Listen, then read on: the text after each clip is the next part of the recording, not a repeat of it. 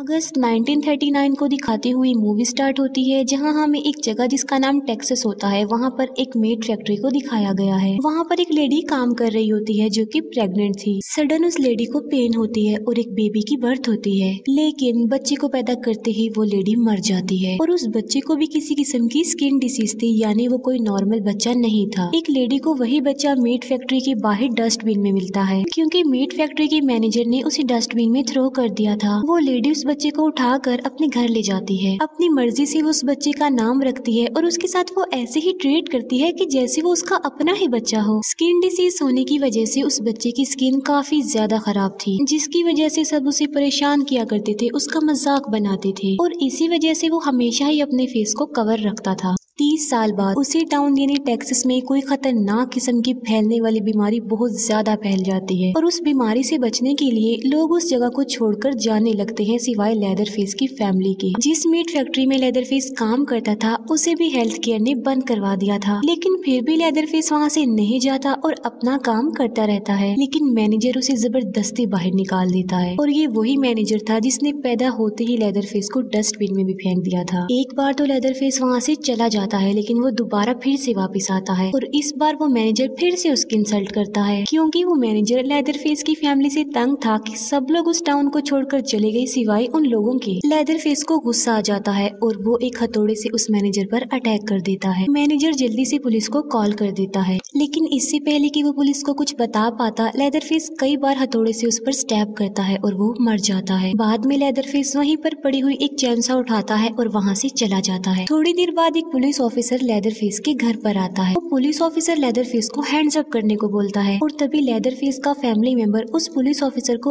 उसी की गन से शूट करके मार डालता है और वो लेदरफेस का बाप था जो उस पुलिस ऑफिसर को मारने के बाद उसकी आइडेंटिटी खुद ले लेता है और अब वो बन जाता है पुलिस ऑफिसर हॉयट। उस रात वो उस पुलिस ऑफिसर को खाते हैं और यहाँ से वो फैमिली बन जाती है कैनिबल। फिर हम दो भाइयों को देखते हैं, जिनमें एक भाई का नाम एरिक था और वो अपनी दो फीमेल फ्रेंड्स के साथ एक ट्रिप पर जा रहे होते हैं। रास्ते में वो लोग लेदरफेस की मदर के गैस स्टेशन पर रुकते हैं। वहाँ पर दो बाइकर्स बैठे होते हैं जो उन्हें अजीब तरीके से घूरकर देख रहे थे। वो लोग वहाँ से निकल जाते हैं, तभी वो नोटिस करते हैं कि एक फीमेल बाइकर उनका पीछा कर रही है। वो उन लोगों पर बंदूक तान कर उन्हें गाड़ी रोकने को बोलती है। ये देखकर एरिक गाड़ी और तेजी से चलाने लगता है और साथ साथ अपनी गन निकाल कर उसे शूट भी करने लगता है। लेकिन अचानक उनकी गाड़ी के सामने एक गाय आ जाती है, जिससे गाड़ी टकराने की वजह से कंट्रोल से बाहर हो जाती है और क्रैश हो जाती है। वो लोग बच तो जाते हैं लेकिन काफी इंजर्ड हो जाते हैं। एरिक देखता है कि क्रिसी गाड़ी में नहीं है क्योंकि वो बाहर गिर गई थी। एरिक क्रिसी को बचाने के लिए गाड़ी से बाहर आता है और वो बाइकर उस पर गन तान देती है, लेकिन इससे पहले कि वो उसे मारती, हॉयट वहाँ पर पहुँच जाता है। हॉयट गाड़ी से बाहर निकलकर उसे शूट कर देता है। ये देखकर वो फ्रेंड्स घबरा जाते हैं। हॉयट उन सबको गाड़ी से बाहर निकालता है। एरिक झाड़ियों में क्रिसी को देख लेता है और वो उसे वहीं पर छुपे रहने को बोलता है। हॉयट उनसे उस बाइकर की डेड बॉडी को अपनी गाड़ी में रखवाता है और उन तीनों फ्रेंड्स को अपनी गाड़ी में बैठा कर वहाँ से ले जाता है। हॉयट रेडियो के जरिए अपने भाई को बताता है कि मैंने 3 लोगों को पकड़ा हुआ है और तुम भी जल्दी से यहाँ आ जाओ। उन लोगों के चले जाने के बाद क्रिसी गाड़ी को स्टार्ट करती है, लेकिन गाड़ी स्टार्ट नहीं हो रही थी। तब वो एरिक की गन ढूंढने लगती है और तभी वहाँ पर हॉयट का भाई पहुँच जाता है और वो जल्दी से गाड़ी में ही छुप जाती है। हॉयट का भाई अपने साथ वहाँ पर लोडर ट्रक भी लाया होता है। क्रिसी को वो गन गाड़ी में नजर आ जाती है, लेकिन इससे पहले कि वो उस गन को उठाती, हॉयट का भाई उसे उठा लेता है और वो ट्रक के जरिए गाड़ी को वहाँ से ले जाने लगता है। हॉयट उन तीनों फ्रेंड्स को लेकर अपने घर में आ जाता है। फिर हॉयट लेदरफेस को बुलाता है और लेदरफेस उस बाइकर की डेड बॉडी को उठाकर वहाँ से ले जाता है। उसे देखकर वो लोग काफी डर भी जाते हैं और काफी हैरान भी रह जाते हैं, क्योंकि वो काफी भयानक किसी शैतान से कम नहीं लग रहा था। हॉयट उन दोनों भाइयों को लटका देता है और उनकी फीमेल फ्रेंड को अंदर ले जाता है। लेदरफेस उस बाइकर की डेड बॉडी को बेसमेंट में काट रहा होता है। इतनी देर में हॉयट का भाई भी वहाँ पर पहुँच जाता है गाड़ी के साथ, जिसमें क्रिसी थी। क्रिसी छुपकर सब कुछ देख रही थी जो वहाँ पर हो रहा था।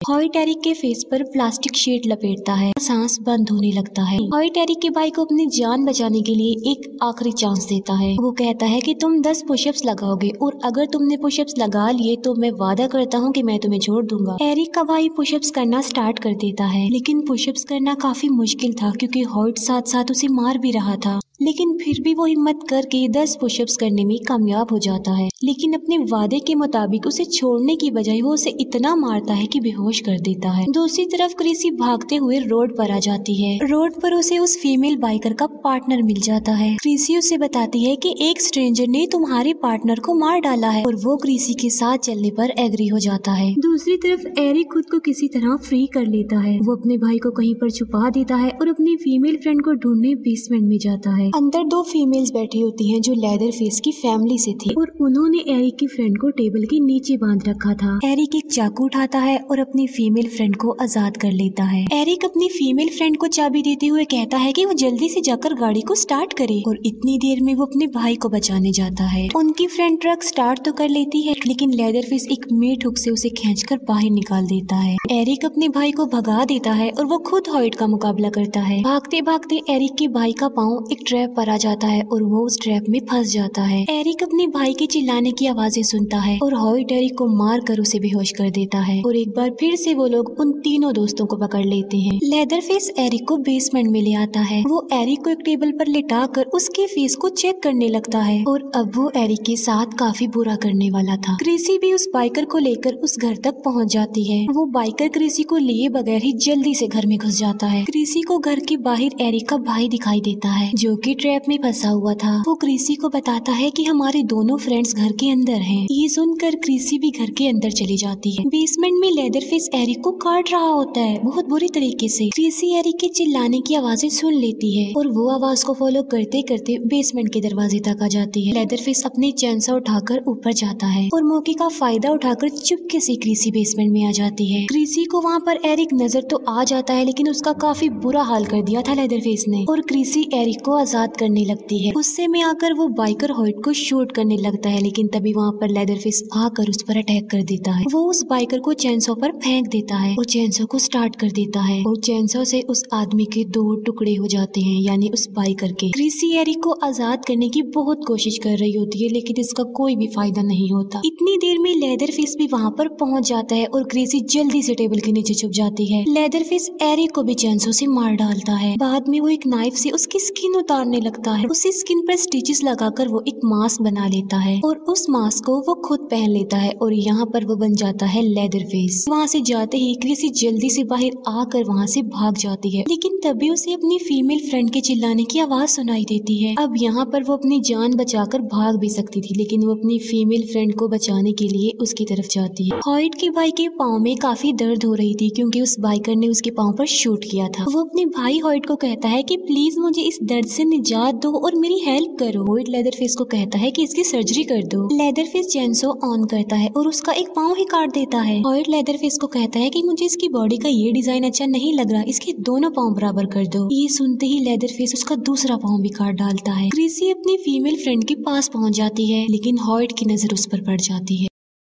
हॉयट क्रिसी को एक चेयर पर लाकर बैठा देता है और अब वो फैमिली खाना खाने लगी थी और तभी लेदरफेस वहाँ पर आ जाता है और वो क्रिसी की फीमेल फ्रेंड का गला काट कर उसे मार डालता है और अब वो क्रिसी को उठाकर बेसमेंट में ले जाने लगता है लेकिन क्रिसी एक स्क्रू ड्राइवर से उसकी कमर पर स्ट्रैप करती है जिसकी वजह से लेदरफेस उसे छोड़ देता है और क्रिसी जल्दी से खिड़की तोड़कर घर से बाहर निकल जाती है। लेदरफेस अपनी चेनसो लेकर उसके पीछे पड़ जाता है। एरिक के भाई को होश आ गया था और वो एक हथौड़े से हॉयट पर अटैक कर देता है और वो हॉयट का सर जमीन पर मार मार कर उसके दांत तोड़ देता है। क्रिसी नाइफ लेकर एक ड्रम में छुप जाती है और जैसे ही लेदरफेस उसके पास आता है वो उस नाइफ से उसके फेस पर स्टैब करती है लेकिन लेदरफेस पर उसका कोई भी असर नहीं होता और वो क्रिसी को जमीन पर लेटा कर उसे चैनसो से काटने लगता है और तभी वहाँ पर एरिक का भाई आ जाता है और लेदरफेस उसकी कमर में चैनसो घुसा कर उसे मार डालता है। क्रिसी जल्दी से वहाँ से भाग जाती है। वो जल्दी से गाड़ी में बैठकर वहाँ से निकल जाती है। रोड पर उसे पुलिस ऑफिसर और उसकी गाड़ी नजर आती है और वो थोड़ा रिलैक्स होती है। तभी पिछली सीट से लेदरफेस उठता है और चैनसो उसमें घुसा कर उसे जान से मार डालता है। गाड़ी उस पुलिस ऑफिसर और एक आदमी को क्रश कर देती है। लेदरफेस गाड़ी से बाहर निकलकर अपनी चैनसो के साथ अपने घर की तरफ निकल पड़ता है और उनमें से सिर्फ एक ही लड़की जिंदा बचती है। जो सर्वाइवर लड़की होती है वो पुलिस को जाकर उस फैमिली की रियलिटी बता देती है और एक सीनियर पुलिस ऑफिसर उस घर में पहुंच जाता है। वो उस फैमिली को कहता है कि हैंड्स अप करके जल्दी से घर से बाहर आ जाओ। तभी उस एरिया का मेयर अपनी पूरी टीम के साथ वहाँ पर पहुँच जाता है और वो लोग बगैर कुछ सोचे समझे ही लेदरफेस की फैमिली पर अटैक कर देते हैं। लेदरफेस के घर को जला दिया जाता है और एक एक करके शूट करके उसकी फैमिली मेंबर्स को मार दिया जाता है। उस सीनियर पुलिस ऑफिसर की आंखों के सामने ये सब कुछ होता है और वो कुछ भी नहीं कर पाता। एक पुलिस ऑफिसर को लेदरफेस की फैमिली की एक फीमेल जिंदा मिल जाती है जिसके हाथ में एक छोटी सी बच्ची होती है।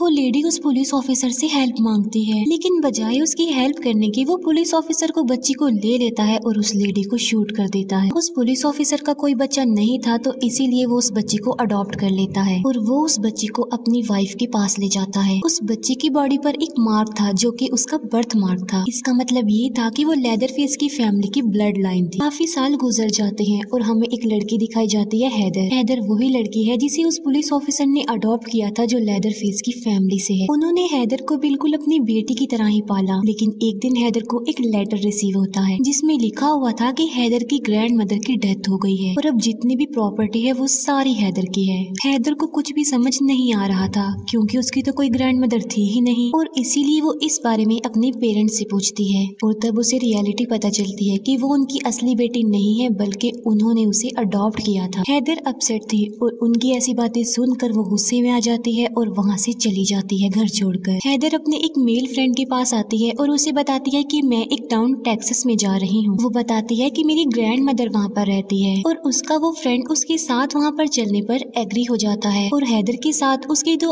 और फ्रेंड्स भी जाने पर एग्री हो जाते हैं। रास्ते में वो लोग एक गैस स्टेशन पर रुकते हैं। जैसे ही हैदर का फ्रेंड गाड़ी चलाने लगता है एक लड़का आकर उनकी गाड़ी से टकरा जाता है। वो लड़का भी वहीं पर जा रहा होता है और इसीलिए वो उसे भी लिफ्ट देने के लिए अपने साथ बिठा लेते हैं। सुबह होते ही वो हैदर की ग्रैंड मदर के एड्रेस पर पहुंच जाते हैं। हैदर की ग्रैंड मदर की प्रॉपर्टी देखकर वो सब काफी हैरान हो जाते हैं क्योंकि उन्होंने सोचा था कि वो कोई छोटी मोटी प्रॉपर्टी होगी, लेकिन वो काफी बड़ा पैलेस था। हैदर को वहाँ पर लॉयर भी मिलता है। वो हैदर को घर की चाबियां और एक लेटर देता है जो हैदर की ग्रैंड मदर ने मरने से पहले उसके लिए लिखा था। वो लॉयर हैदर को कहता है कि सबसे पहले तुम ये काम करो कि इस लेटर को पढ़ो क्योंकि ये जरूरी है। हैदर उससे पूछती है कि तुमने मुझे कैसे तलाश लिया, जिस पर वो कहता है कि तुम गुम ही कब थी। अंदर जाकर वो देखते हैं कि वो एक काफी बड़ा पैलेस था जिसके अंदर काफी एक्सपेंसिव चीजें पड़ी हुई थी। हैदर सब कुछ पाकर काफी खुश होती है क्योंकि वो सब कुछ अब उसका था। हैदर घर के पिछले हिस्से में जाती है और वहाँ पर उस फैमिली का कब्रिस्तान था जहाँ पर उसे अपनी ग्रैंड मदर के साथ अपनी मदर की कब्र भी नजर आती है। उसके फ्रेंड्स वहाँ पर काफी इंजॉय कर रहे होते हैं और वो कहते हैं कि वो आज रात यहीं पर ही स्टे करेंगे। जो अननोन पर्सन उन्हें रास्ते में मिला था वो भी चाहता था उनके साथ वहीं पर ही रुकना, जिसके लिए हैदर एग्री हो जाती है। वो सब फ्रेंड जरूरी सामान लेने के लिए बाजार जाते हैं लेकिन वो अननोन पर्सन उनके साथ नहीं जाता। वो कहता है कि इतनी देर में तुम बाजार जाओगे, मैं घर की सफाई कर दूंगा। वो सब फ्रेंड्स चले जाते हैं और वो लड़का घर की सफाई नहीं बल्कि सारी एक्सपेंसिव चीजों को अपने बैग्स में भरने लगता है। सारा सामान लूटने के बाद वो एक बड़ी चाबी का ताला ढूंढने लगता है क्योंकि वो समझ रहा था कि उसमें सबसे बड़ा खजाना है और उसे वहाँ पर वो बड़ा सा दरवाजा भी मिल जाता है। वो उस डोर को खोलने की काफी कोशिश करता है लेकिन वो काफी मजबूत दरवाजा था तो इसीलिए वो उसे नहीं खुलता और वो फौरन समझ जाता है कि जरूर इसके अंदर कोई ना कोई खजाना छुपा होगा और उस दरवाजे को खोलने के लिए वो टूल्स लेने जाता है और तभी पीछे से लेदरफेस आकर हथौड़े से उस पर अटैक करके उसे मार डालता है। हैदर को एक पुलिस ऑफिसर मिलता है जो उससे बातें करने लगता है और तभी वहाँ पर वही मेयर आ जाता है जिसने लेदरफेस की फैमिली को खत्म किया था और वो भी हैदर से इन्वेस्टिगेशन करने लगता है। और जब उसे पता चलता है कि हैदर उस घर की ऑनर है तो वो उससे डिमांड करता है कि वो घर तुम मुझे सेल कर दो, लेकिन हैदर इस बात से इनकार करके वहाँ से चली जाती है। घर आकर वो फ्रेंड्स देखते हैं कि वो लड़का चाबियों समेत उनके घर का सारा सामान चुरा कर भाग गया है, लेकिन हैदर के फ्रेंड्स इस बात को ज्यादा सीरियस नहीं लेते और वो हैदर को भी रिलैक्स करते हैं। रात को हैदर का फ्रेंड खाना बना रहा होता है और उसे भी वो सीक्रेट दरवाजा मिल जाता है। वो उस लड़के को आवाज लगाने लगता है लेकिन तभी लेदरफेस भागते हुए सामने से उसकी तरफ बढ़ रहा था। वो लड़का अपनी जान बचाने के लिए वहाँ से भागने की कोशिश करता है लेकिन लेदरफेस आकर उसे पकड़ लेता है और अपने साथ ले जाता है। उसके फ्रेंड्स उसकी आवाज नहीं सुन पाते क्योंकि ऊपर लाउड म्यूजिक लगा हुआ था। हैदर अपनी ग्रैंड मदर के रूम में होती है और वो अपनी ग्रैंड मदर का सामान चेक कर रही होती है। तभी उसकी नजर मिरर पर पड़ती है और वो डर जाती है क्योंकि उसके पीछे उसकी ग्रैंड मदर की डेड बॉडी पड़ी हुई थी। वो जल्दी से वहाँ से भागती है और अपने फ्रेंड्स को ढूंढने लगती है लेकिन उसे वहाँ पर कोई भी नहीं मिलता था। फिर वो किचन में जाती है जहाँ पर उसे लेदर फेस मिलता है जो कि पकाने के लिए किसी की उंगलियां काट रहा था। वो हैदर को भी पकड़ लेता है और उसे बेहोश कर देता है। हैदर फेस की आंख जब खुलती है तो वो देखती है कि वो बेसमेंट में है। लेदर फेस उस अननोन पर्सन की डेड बॉडी को वहाँ पर काट रहा होता है और हैदर की मेल फ्रेंड को मेट हुक पर लटका देता है और चेंसो से उसे काट कर उसके 2 टुकड़े कर देता है। इसी दौरान हैदर मौके का फायदा उठाकर अपनी जान बचाकर वहाँ से भाग जाती है। हैदर अपनी जान बचाने के लिए एक कॉफिन में छुप जाती है लेकिन लेदर फेस उसे देख लेता है। वो चेंसो कॉफिन के